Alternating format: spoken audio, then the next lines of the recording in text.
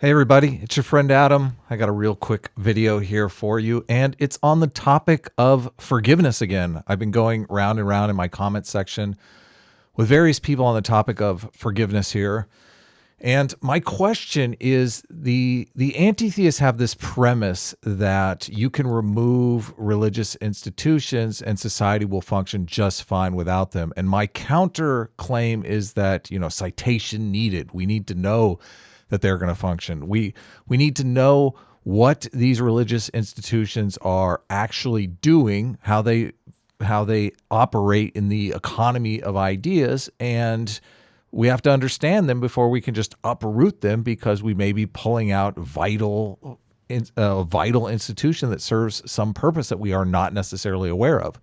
And one of the claims that I've made is that the institution of Christianity, especially in America and in the West, is that it turns people from a caustic behavior, which is vengefulness, and replaces that with the idea of forgiveness. Now, I don't necessarily know how you get this forgiveness into the culture through secular institutions. So I'm asking anti-theists, how do you do this? What secular institutions replace this intuition that we have to get revenge, vengefulness, the thing that makes us want to separate the world into us and them and get even with them? How do we replace that if we don't do it through religious means? And sometimes I use the analogy of Christmas. Like, generosity is something that you want to foster in a society. It's good to live around people who are generous with you. So it's obviously a reciprocal situation. You give generosity into the world, generosity is given back to you. But we have this which started as a religious holiday. I mean, there's some contention over that, but I use the analogy of Christmas. Like, Christmas is a way that we kind of recharge our batteries for generosity.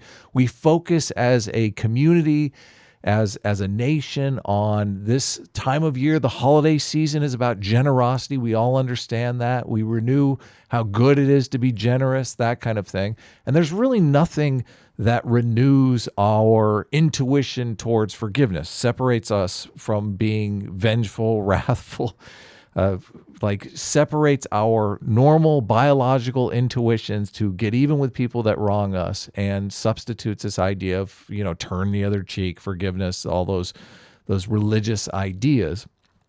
And nobody's given me a good answer for this. Like, the anti-theist argument seems to be that forgiveness just naturally arises, that it's something that if we take out religion, it will just magically be here. Now, I was watching this video by Tim Pool, and it's one of Tim Pool's kind of ranty videos, but I'm going to play a little bit of it here because he touches on the topic of forgiveness, which I'm super interested in. And I mean, this is an idea kind of forming in my head, forming in my videos about how forgiveness is an essential attribute of modern society that we need to foster. And if we don't foster it through religious means, we need to foster it through secular means. And I'm just curious what those secular means would be. So here's an example of how forgiveness being sucked out of the culture is hurting society. And Tim articulates it very well. It's actually about a professor at Duke University who was fired after 20 years of service from one far-left complaint. So I'll let Tim take it over from here. Zion Williamson isn't the only star leaving Duke University after this academic year, but at least the basketball phenom is allowed to leave voluntarily to pursue an NBA career. A popular professor is being driven off campus for reasons that are not entirely clear. After teaching for nearly 2 decades at Duke, Evan Charney was told last year by the university's Sanford School of Public Policy that his contract would not be renewed after this academic year. He reports that he had not been warned about any problems with his teaching and was not told why he was being dismissed. This week, as he prepares to depart, he describes what happened after he filed a complaint with Duke's faculty hearing committee. Unlike his Sanford colleagues, this outfit at least gave him some vague sense of why he was getting sacked.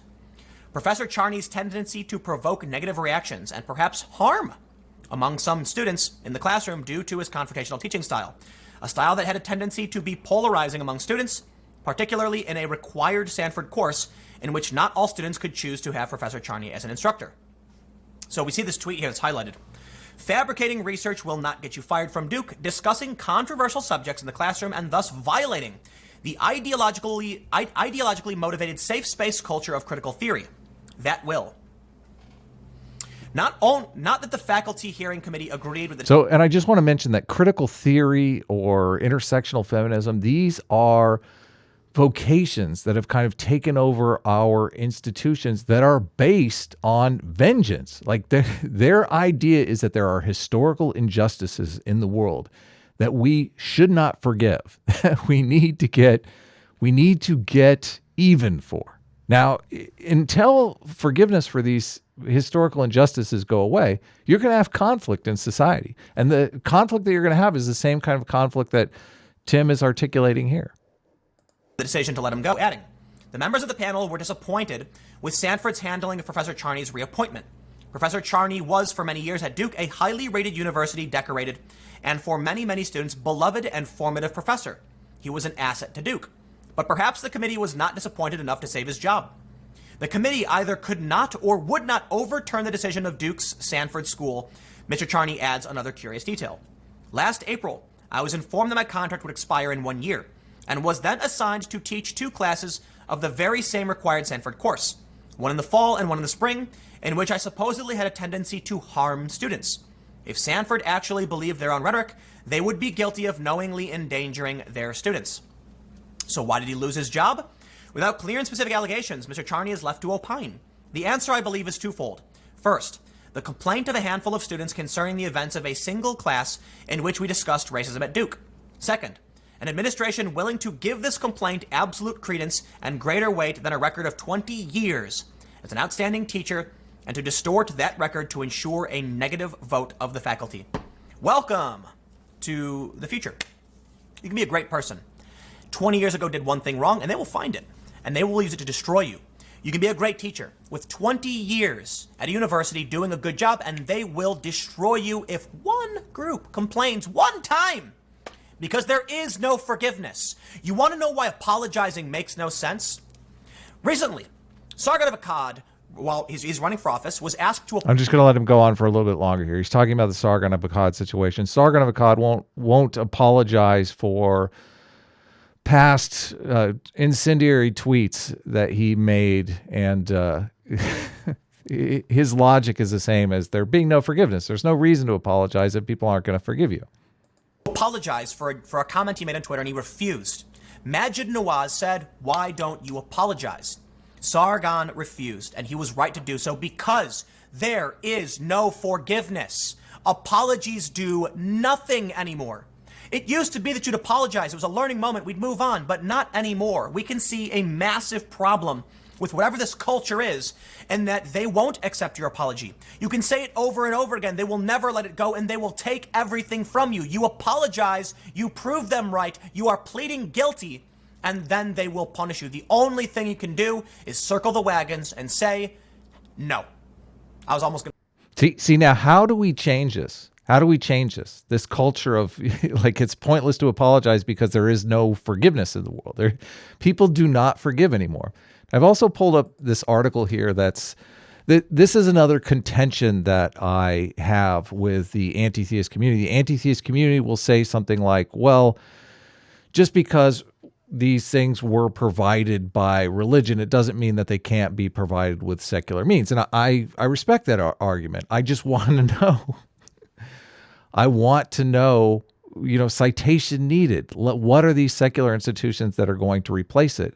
And a lot of times they will say, they double back to the idea that religion is untrue, which I agree with them. It's a metaphorical truth. It's not a literal historical truth. The way that I am coming to the conclusion that forgiveness is something that we need for society, and it seems Tim Pool agrees with me here, is that there is empirical evidence that shows forgiveness is a mathematically sound way to foster low conflict societies. So this is a competition that they had for a program strategy, a pro-social program strategy. And the the world champion mathematically, at first when they had the competition, the world champion was tit for tat, which is just reciprocal altruism. If you do something wrong to me, I do something wrong to you. If you do something good to me, I do something good to you, which is, everyone can agree with that. It's basically the fairness principle. But every once in a while, an accident will happen. Like, I will intend to do something good for you, and you will perceive it as me doing something wrong to you. So then you will do something wrong to me, and I will do something wrong to you, and you will do something wrong to me. And this goes on ad infinitum until society is destroyed, because we're in this retribution death spiral. So the world champion program to get around this death spiral is called generous tit for tat, where you randomly forgive. You do something horrible to me, and I forgive you, and then you do something good for me because I've done something good for you, and we get out of that death spiral that way.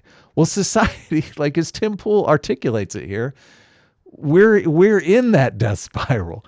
The social justice side is vengeful over historical injustices. They're completely perceived historical injustices, and fair enough, but sooner or later we have to end this death spiral with forgiveness. Now, I see the Christian story articulating a path to forgiveness. I don't necessarily see the secular alternative for that. If we had a holiday season around forgiveness, if a forgiveness idea was introduced into the Christmas holiday season, I mean, I don't think anti-theists I don't think they respect how much that renews the cultural psyche when we do Christmas once a year and we dwell on the goodness of generosity for 3 months. Like, put all the consumerism aside. It gets the idea that generosity is better than frugalness. So how do we get the idea that forgiveness is better than vengeance? That is my question for the anti-theist community. What if they want to truly build a secular religion, and they're focused on that with secular humanism? I would argue that it's a total flop. There's about 4 million secular humanists in the world, and those numbers are even hard to gain because there are so many different definitions of secular humanism. There's 15 million Mormons in the world. So Mormons, just one sect of Christianity, has them beat by 3 times as many. So I'm curious. I'm an atheist. I'm not an anti-theist.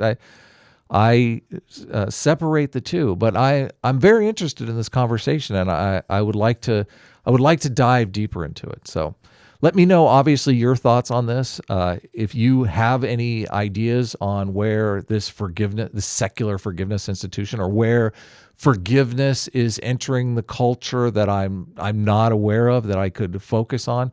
I'm considering, I have a friend of mine that's doing sociological research, and we're actually looking for something that we could possibly study. So if we come up with a way to kind of measure this forgiveness metric, or find a way to an institution that may be providing it, maybe we'll actually do some research on this, and we can dive into this idea a little more empirically. So let me know your thoughts. That's it. I'll leave it here, and we'll see you in the next video.